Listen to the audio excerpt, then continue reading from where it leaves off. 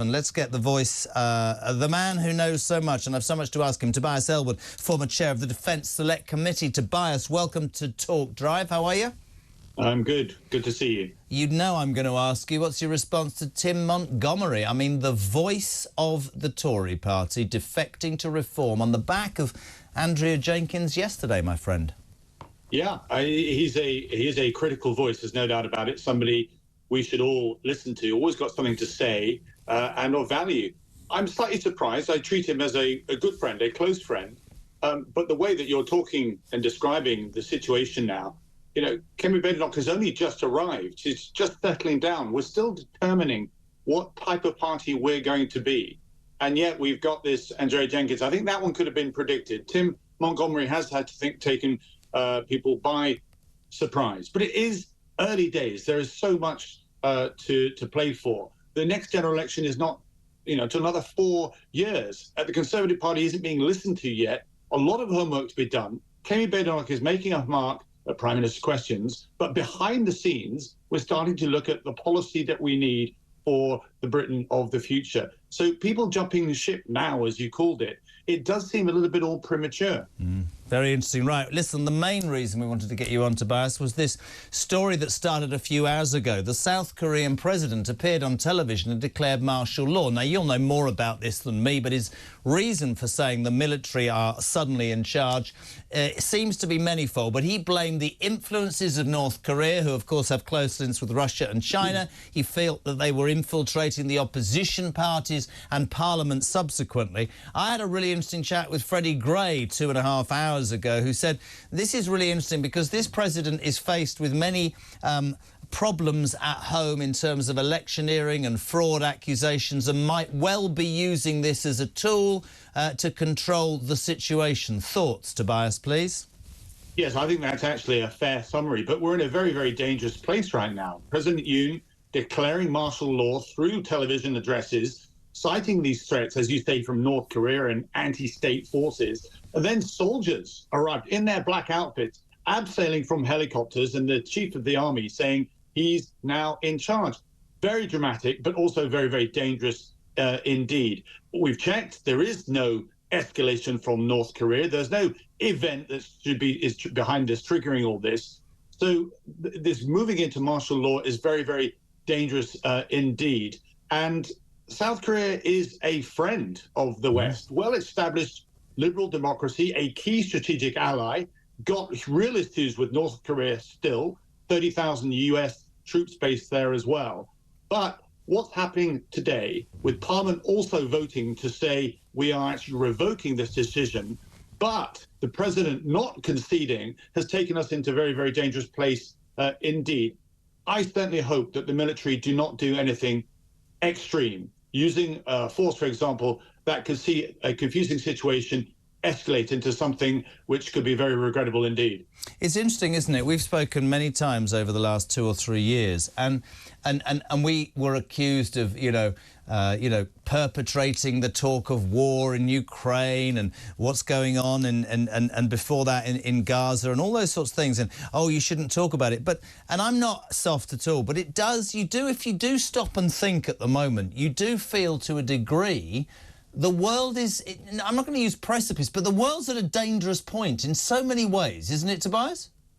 We've been saying this for some time, that we've moved into a new era of insecurity, and we're almost oblivious as to what's going on. If we were aware of the storm clouds, gathering again, we wouldn't be having a debate over whether to increase defense spending. Yeah. What's happened in South Korea is concerning, because this, as I say, is a democracy. Authoritarianism is on the rise across the world. And if there's one concern I have about Donald Trump coming in to the White House, he certainly will do things differently. I think he's going to shape Europe up and demand that we spend more on our security. That's a good thing.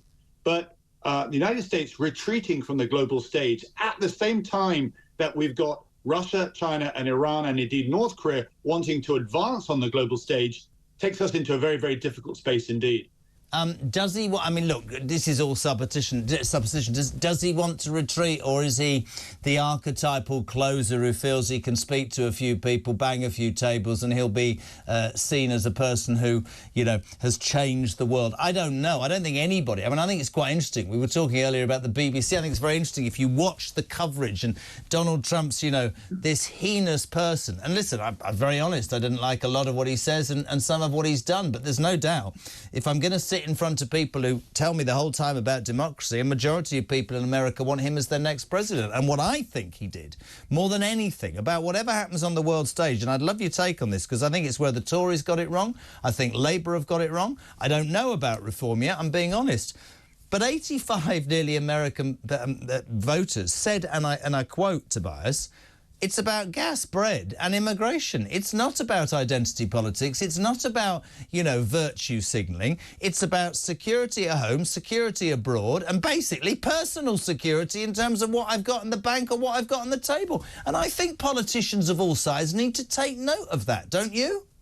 No, I agree 100%. But then what is your message? And in America, I saw this when I visited. There was a populist message of saying we can do things alone. We're going to look after America first. The drawback of that is that these things don't happen in isolation. You talked about energy. You talk about international security. They have knock-on consequences, not just to Europe, but to America as well. Global order starting to fall apart will impact on America. So we want America engaged. The question, I think, is then what do we do with this, with Donald Trump in the White House now, complaining as some of those in Labour did about, oh my goodness, I wasn't expecting him to win.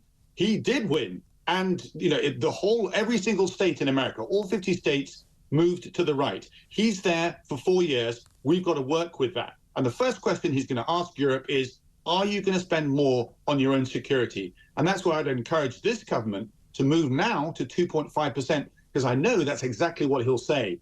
But I got told off before, not told off, slagged off on this show before, when he was saying, I'll leave NATO if you lot don't put your pennyworth in. I completely agree with him. I genuinely believe, and I'm with you on that. We should spend money on that, but you know, we'll go backwards and forwards and backwards and forwards. We can talk about foreign aid budgets. We can talk about all those sorts of things. I think, look, he's probably one of those politicians who simplifies everything. But I do think this country, our current Prime Minister, our past Prime Minister and probably future Prime Ministers, my only desire is to see politicians who understand that your average person, the jams, I talk about them every night. You've paid your mortgage, you've fed your kids, you've never broken the law, you've tried to live your life correctly, and guess what? You're 7th in the queue. That doesn't work anymore. And it doesn't work with politicians saying, we've got to do this, we've got to do that. No, you know what? The American people said it. We need to make sure we're OK. We need to feel safe. Yes, we need to give when we have to give, but actually it's about us, and I don't think that's a bad thing, Tobias. I really don't. No, but again, we don't live in isolation. We never have. Britain has embraced globalization, arguably more than many other countries. Half of our GDP is affected by international headwinds. If we don't get the oil and gas coming into Britain, we don't keep the lights on. And therefore, international security matters to us. What's going on in the Middle East matters to us. What's going on in Ukraine, even if we strike a deal, where Russia will go next matters to us. Completely so we agree. can't withdraw from these issues. We've got to look at problems, work with our closest security ally, and find those solutions. Fantastic. Mate, always good to have you on. Tobias Ellwood, former Tory MP, thank you very much indeed.